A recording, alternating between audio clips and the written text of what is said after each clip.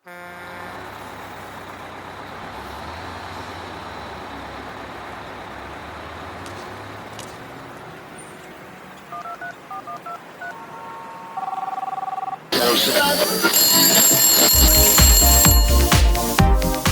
वालेकुम यूसुफ भाई। वालेकुम अस्सलाम। कहां पर हैं आप? मैं बस स्टॉप में। Bus stop? वहां क्या कर रहे हैं? वो गाड़ी भेज दिया मैं। क्या कार भेज दी आपने? क्यों? बच्चे की शादी में पैसे कम पर। अच्छा, यूसुफ भाई आप एक काम कीजिए, आप मेरे स्टूडियो पर आ जाइए, हम दोनों यहां पर बैठकर बात करेंगे, ठीक है? चलिए, वेट कर रहा हूं मैं आपका।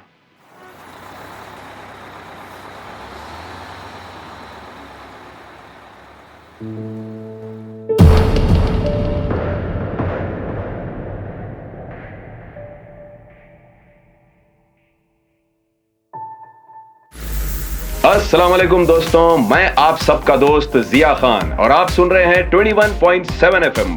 कुछ देर में मेरे एक अजीज और बहुत प्यारे दोस्त यूसुफ खान साहब यहां पर तशरीफ लाने वाले हैं। उनसे होगी ढेर सारी बातें एक बर्निंग टॉपिक पर, तो लगे रहिए मेरे साथ 21.7 FM for social justice. Yusuf भाई मेरी जान। जिया भाई, आइए तशरीफ रखिए। बेटा एक आधे घंटे तक मेरे को कोई डिस्टर्ब नहीं करना, बोलो सर मीटिंग में, ठीक है? यूसुफ भाई आप बता रहे थे कि आपने गाड़ी भेज दी, क्यों? हाँ जिया, वो बच्चे की शादी में पैसे कम पड़ रहे थे ना। आपने तो कहा कि 10 लाख के लोन का इंतजाम हो गया, फिर ये एक्स्ट्रा कैसे हो गए? छोटे साउंड बड़ा। 10 लाख का हो गया था, लेकिन बजट बढ़ गया, 22 लाख हो गया। 22 लाख? मजाक है क्या? ये अचानक 12 लाख कैसा बढ़ गए?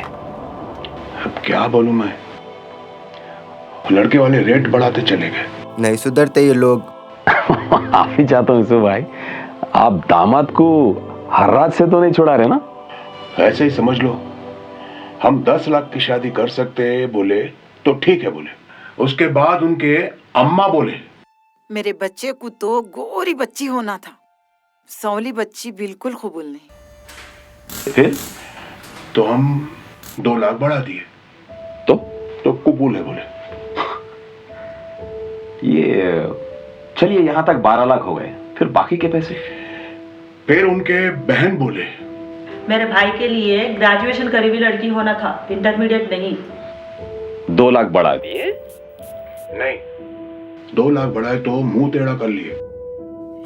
3 लाख बढ़ाए तो सीधा कर लिए।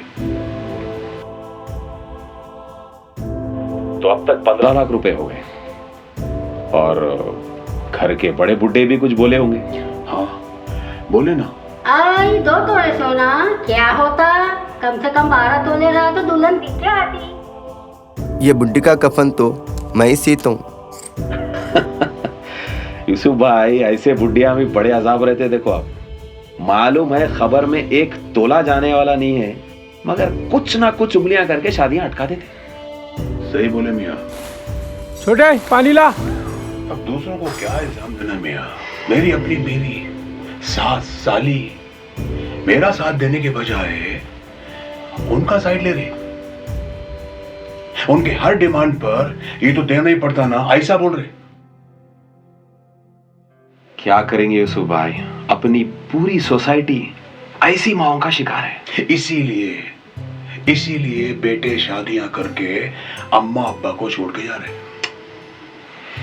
एक बात और, बंजारा हिल में हमारा जबरदस्त फ्लैट था। हाँ था। आज अगर होता ना मियाँ, 3 करोड़ का रहता। हमारी अम्मा बाबा से जिद करके बड़ी आपा की शादी में बिकवा दिए। ये बड़े आपाओं की शादियां भी बहुत बड़ी बर्बादी है, बोलो। करेक्ट।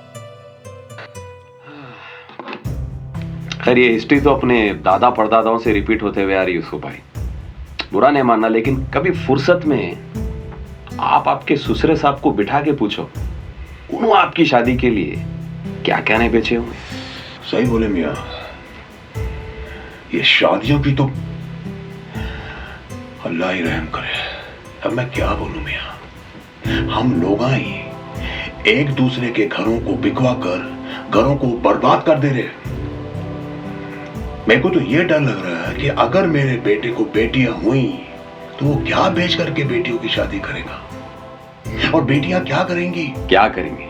वही करेंगे जो आजकल के लड़कियां कर रहे हैं, घर से भाग के शादी करेंगे, single parent, live in relationship या फिर सुसाइड। उसके अलावा कोई रास्ता नहीं। मैं बोला था ना, नहीं सुधरते ये लोग। नहीं, ये शादियां नहीं, सोशल ब्लैकमेल है। हम लोगों को औरतों को समझाना चाहिए। औरत कब समझना। समझाया था, बहुत समझाया था कि सादगी से निकाह करेंगे, सुन्नत पे करेंगे। फिर क्या बोले? फिर क्या बोले मालूम है? सबसे पहले तो नीचे से ऊपर तक मेरे को देखे, फिर एक तंजिया मुस्कुराई। ऐसे वक्त में औरतों की मुस्कुराहट कितनी जहरीली होती है मालूम है ना? उन्होंने फिर क्या बोले ये तो बोलिए। उन्हें बोली, मेरे अब्बा से जहेज खाना सोना लेते वक्त सुन्नत याद नहीं, अभी बुढ़े वक्त को सुन्नत याद आई।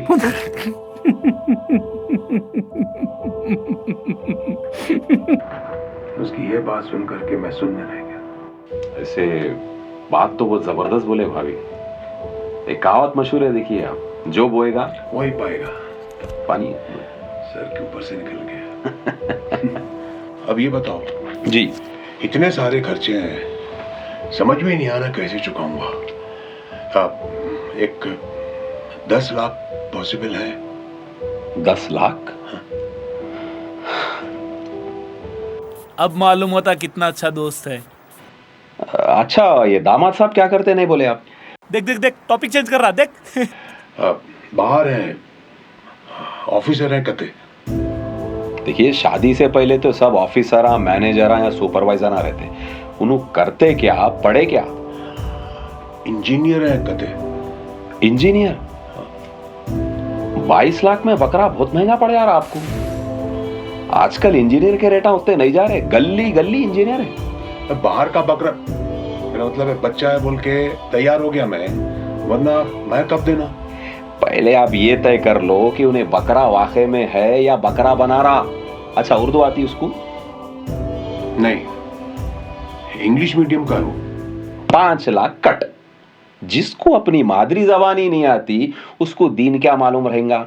ये बोलो आप मेरे को। सीधा सीधा जंगली घोड़ा है, उन्हें तारीख ही नहीं मालूम उसको। क्या बात है, आजकल सारे पोट्टे ऐसे ही हैं भाई। सारे नहीं यूसुफ भाई, अब आप तेलुगु बच्चों को देखो, मलयालम, गुजराती, तमिलियंस, ये सबको देखो आप, सबको अपनी मादरी जबान आती। वो कई को इटालियन, चाइनीज, जापानीज, यूरोपियंस, हर किसी को अपनी जबान आती और हर कोई तरक्की कर रहे, आगे बढ़ रहे। और तकरीबन बच्चों को देख लो आप, ना उर्दू ही मुकम्मल आती, ना इंग्लिश, ना टेक्नोलॉजी में पूरा, ना एजुकेशन में। बहुत हुआ तो उन्हें या ड्राइवर बनता, या सेल्समैन बनता, या फिर कोई ना कोई छोटी मोटी नौकरी करता। वो भी नहीं करा तो चबूतरे पे या टानिक पी लेते हुए दिखेगा, या सिगरेट बाजी में रहेगा, दोस्तों के साथ पुड़ियां खाते रहेगा। अच्छा, अपने हीरो को कुरान पढ़ने आता? वो उसके बाप को पूछा था मैं, मगर वो चुप था। इनको ये मालूम होना चाहिए गरीबों के बच्चे ही आलिम और हाफिज होते हैं और अमीरों के ऐसे जाहिल बनते हैं। देखिए यूसुफ भाई, कुरान पढ़ने में और समझ के पढ़ने में बहुत फर्क है। अगर उसको समझ में नहीं आएगा तो सुम्मुन, बुकमुन, उम्यून रहेगा उन्हें, यानी गुंगा, बहरा और अंधा। अगर उन्हें समझेगा तो फिर अपनी औलाद को भी समझा सकेगा ना। ऐसों को बेटी देने से तो अच्छा है कोई बौली में पत्थर बन के अपनी बेटी को फेंक दो, मगर ऐसों को नको दो। ये मेरा मानना है। आजकल कौन कुरान समझ के पढ़ रहा है?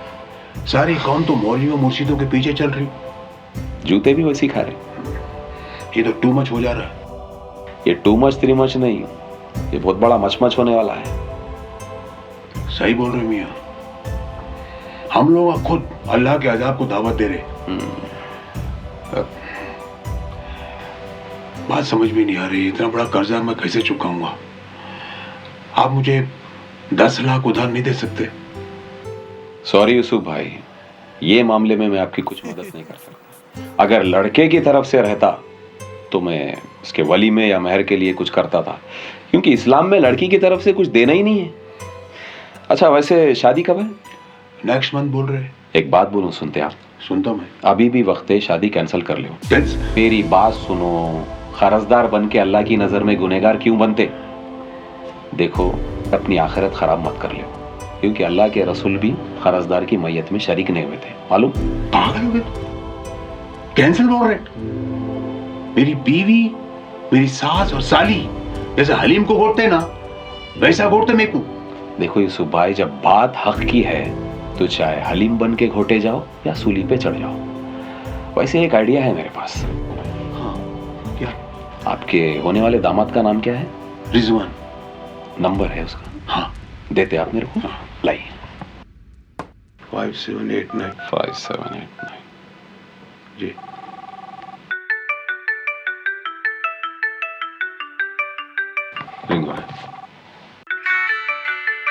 दीजिए ना। हेलो रिजवान। यस, मैं रिजवान। रिजवान, जिससे आपका रिश्ता होने वाला है, मैं उनका अंकल बोल रहा हूँ। यस यस अंकल, अस्सलाम वालेकुम। वालेकुम सलाम। रिजवान, मेरे को आपसे ये पूछना था कि आप किस मॉडल पे आपकी शादी करना चाह रहे हैं? मॉडल मैं समझा नहीं अंकल। देखिए, शादी के 4 मॉडल्स होते हैं। एक 80% हैदराबादियों का शो ऑफ मॉडल, और दूसरा मुर्शिदों का महाराजा मॉडल, तीसरा कुछ मौलवियों का जो भी खुशी से दिए ले लो वो मॉडल, और चौथा अपने प्रॉफिट का मॉडल जो बहुत सिंपल है और सोशल जस्टिस का है। तो आप किस मॉडल पे आपकी शादी करना चाह रहे हैं? ये प्रॉफिट का मॉडल कैसा होता है? ये मुकम्मिल मर्दों वाला मॉडल है रिजवान। ये लड़की के बाप को एहसास दिलाता कि बेटी बोझ नहीं, रहमत है, और ये मुसीबत का दरवाजा नहीं, बरकत का दरवाजा खोलती है।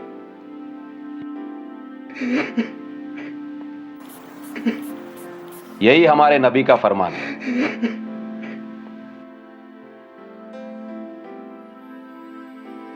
मैं मम्मी पापा से बात करके फिर आपको बोलता हूँ। जैस के कुत्ते हैं साले। Mummy papa? देखो रिजवान, अभी भी मम्मी पापा की नजर में आप दूध पीते छोटे से बच्चे हैं। आपकी खतना हुई, दूल्हा बना दिए, बिस्मिल्लाह हुई, दूल्हा बना दिए, एसएससी पास हुए, दूल्हा बना दिए। यानी आपके ऊपर अब तक वो लोग इन्वेस्टमेंट करते आए, जो अब कैश करने का टाइम आ गया।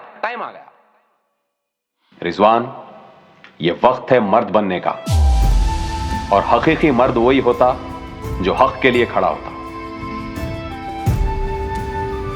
तुम्हारी खुददारी और गैरत का इम्तिहान है रिजवान। तुम्हें अल्लाह का वास्ता, तुम्हारा एक कदम लाखों नौजवानों के लाखों कदम, फैसला तुम्हारे हाथ में है।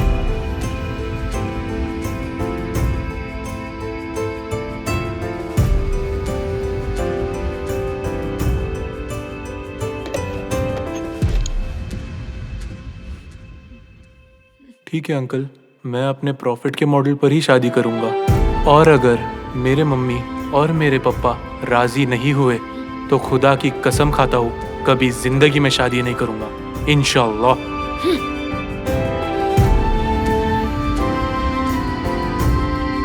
ये हुई ना बात। ये जागा मर्द। ये है मेरे नबी की उम्मत जो कहीं ना कहीं ईमान की रोशनी लेकर बैठी हुई है।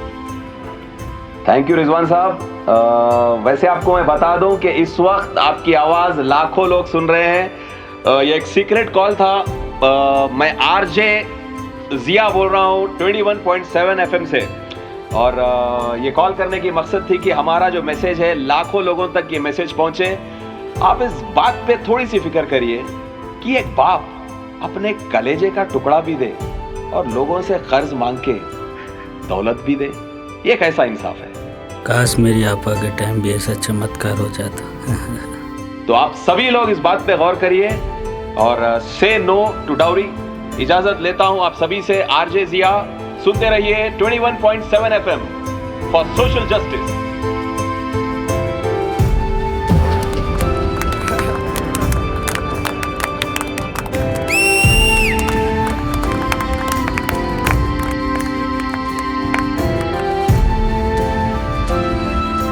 ये वक्त है मर्द बनने का, और हकीकी मर्द वही होता जो हक के लिए खड़ा हो। तुम्हारी खुददारी और गैरत का इम्तिहान है रिजवान। तुम्हें अल्लाह का वास्ता, तुम्हारा एक कदम लाखों नौजवानों के लाखों कदम, फैसला तुम्हारे हाथ में है।